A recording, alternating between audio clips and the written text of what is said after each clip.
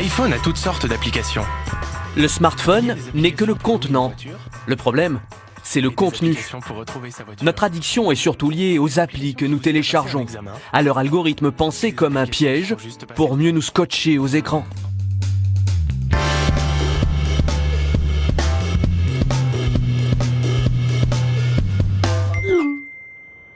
Bonjour, je suis Tony Fadell. L'inventeur de l'iPhone le reconnaît, il a créé un monstre. Quand on a testé le premier iPhone, c'était tellement facile avec les emails ou de naviguer sur le net par exemple. Aussitôt, ça a changé la nature même de nos interactions chez Apple. Pendant nos essais, les gens passaient leur temps dessus. Donc on pouvait mesurer l'impact de cet appareil sur nos rapports.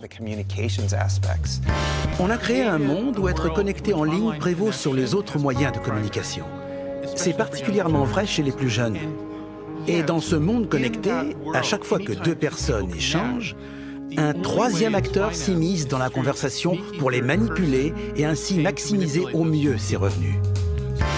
Vers 2010, 2011, c'est là que j'ai réalisé, à cause des applis, de leurs notifications qui commençaient à apparaître.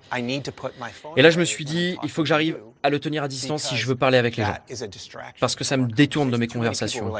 Les gens passaient leur temps à regarder leur écran, alors qu'on était en train de parler. Je leur disais, « Eh oh, je suis en train de te parler, respecte ça !» Donc là, j'ai commencé à le tenir à distance. On a créé une génération entière de personnes qui ont baigné dans ce système dès leur plus jeune âge.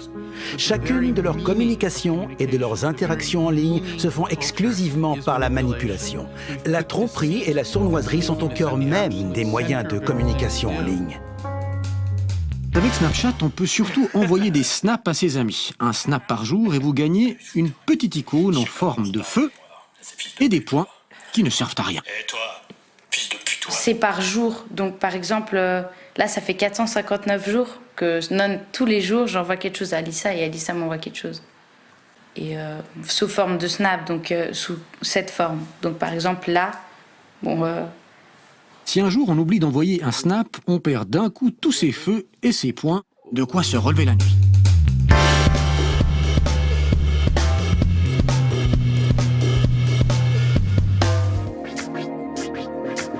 Gagner des points en jouant, obtenir des likes ou des feux sur les réseaux sociaux, recevoir un mail ou une notification. À chaque fois, cela active le circuit de la récompense dans notre cerveau.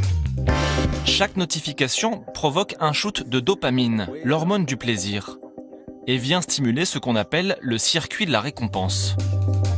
Deux zones de notre cerveau sont connectées par la dopamine, l'hormone du plaisir, de la recherche de la récompense à la satisfaction, et ainsi de suite comme dans une boucle. Ce psychiatre britannique, lui, a été l'un des premiers, il y a 10 ans, à considérer les jeux vidéo et les écrans comme une addiction grave, avec là encore des comportements similaires à la drogue, y compris lorsque les patients sont en manque.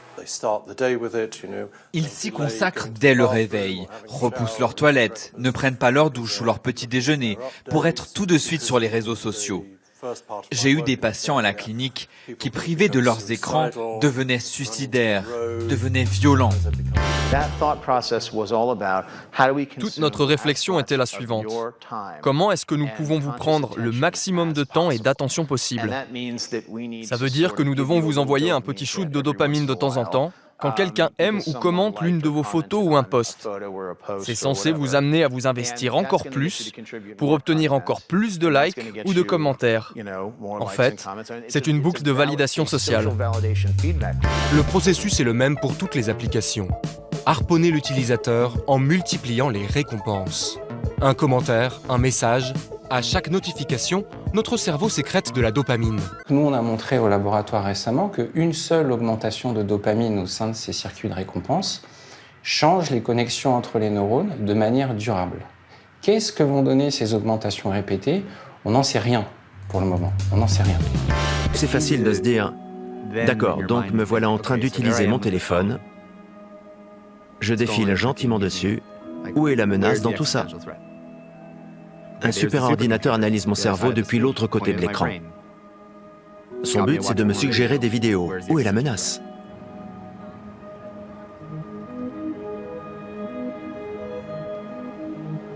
En définitive, Ce n'est pas la technologie qui menace directement notre existence. C'est le fait que la technologie est capable de mettre à jour le pire de la société humaine. C'est ce côté obscur en nous tous, finalement, la vraie menace.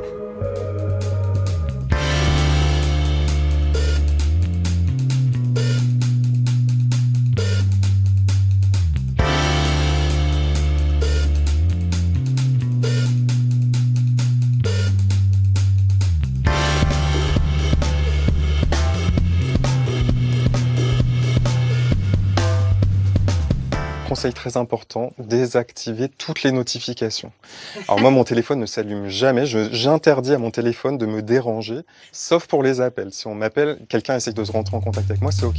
Moi, j'ai retiré toutes mes notifications pour être tranquille et je choisis, je refuse d'être esclave d'un objet qui va vibrer ou faire des bruits dans ma poche pour me dire hop, hop, hop, hop, il faut tout de suite que tu ailles regarder. Je ne reçois pas de SMS sur mon écran de veille. Je n'autorise pas mon téléphone à me perturber dans ce que je fais. La solution qui consiste à dire on arrête tout, on débranche tout, ou les téléphones c'est pas bien, enfin etc. C'est trop radical. Cet outil, c'est un merveilleux outil qui nous sert à plein de choses. Non, il faut juste l'utiliser de façon intelligente et maîtriser. À chaque fois que j'utilise, pourquoi je l'utilise, pour combien de temps.